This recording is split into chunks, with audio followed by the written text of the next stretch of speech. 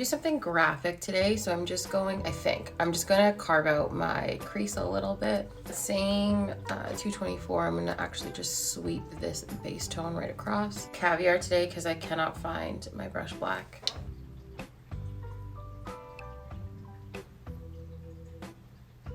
And I'm just mapping out the shape that I want. I want to make these boxy and not connect. Like that. I added a little triangle and they're just like barely touching. Make sure they match to the best of your ability. Obviously you want to put glitter, so in the empty spaces I'm going to put down some clear brow gel. I'm going in with iridescent white. Put some on the inside corner as well.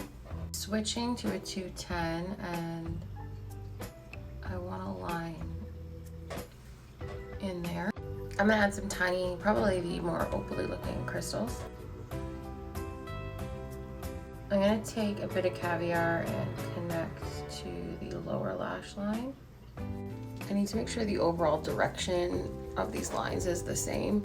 So I'm just cleaning up any extra liner. Make this inside one thicker.